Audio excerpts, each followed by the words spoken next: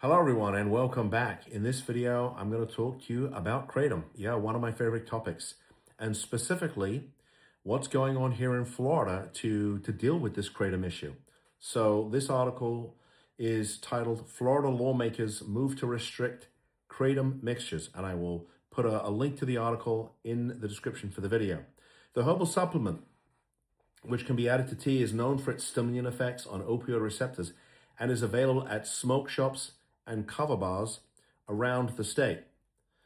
House Bill 1205 and companion legislation SB 994, recently advanced by the House Industries and Professional Activities Subcommittee, wow, that's a bit of a mouthful, seeks to expand the Florida Kratom Consumer Protection Act by introducing strict new standards for manufacturing, mixing, labeling, and retail sales. Okay, that sounds like a good idea. I'm just wondering who's going to actually not just pay for all of that stuff, but who's actually going to manage,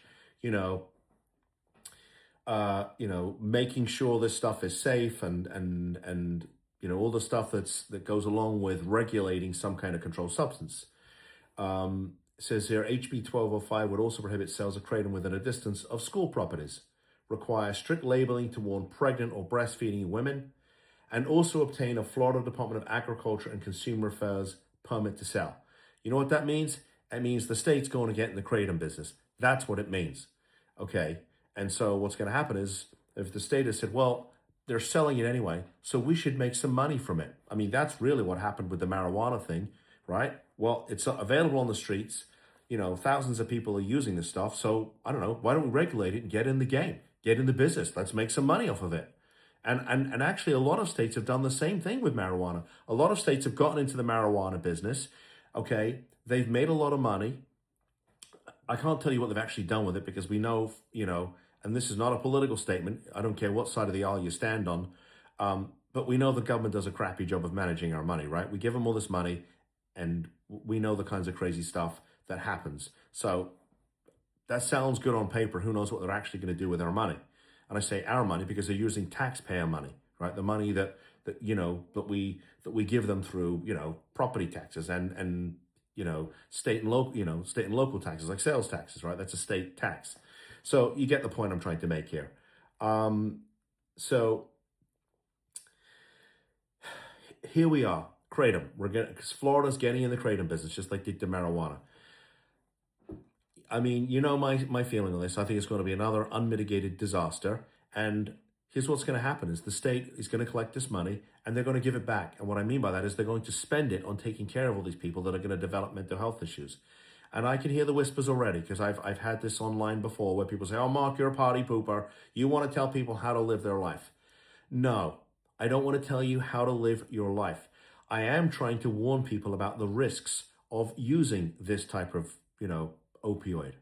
Okay. I'm here to save families. Okay. Because I've seen the damage that marijuana and kratom can do to an individual. And, that's where the damage comes to the family because it's a family disease. Because, mom and dad and siblings are now dealing with an individual who, for all intents and purposes, has had their brain hijacked.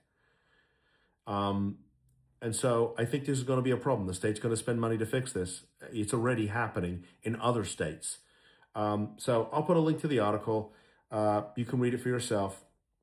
If you are a family out there and you have a loved one who's dealing with marijuana or kratom or any other kind of, opioid, and you're sick and tired of being sick and tired, and you'd like to talk to us about what options may or may not be available, legal and non-legal, because not every case is ready for a legal intervention. Sometimes there's non-legal intervention. And if you call us and speak to, our wonderful intake team, they'll give you some of those options. And maybe we do a bit of both. Right? Nothing like a really world-class intervention to get somebody into treatment and the legal process to keep them there long enough in a clinically appropriate facility and make sure they take their meds and make sure you have access to their medical records and the ability to control their finances so they don't use their money to run away. Again, all things you can discuss with our intake department. But I'm interested to hear what your thoughts are, as long as you're respectful, because occasionally I get somebody who just, wants to use the comment section as a bully pulpit, and I'm never going to tolerate that. But I don't mind if you disagree with me. I want to interact with you, and it's okay. We can agree to disagree as long as we're respectful to each other. If you have an issue going on in your family that you'd like me to make a video on, I'm happy to do that. Because if it's affecting your family, it may well be affecting somebody else's. And I want you to get the information that you need so you can decide if you even want to pick up the phone to us. If you like this content, please give me a thumbs up. I'm told it helps with the Google algorithm, whatever that might be. And if you want more of this content that I put out every single day, please subscribe to the channel. And with that said, thank you for tuning in. I'll see you in the next video. Bye-bye.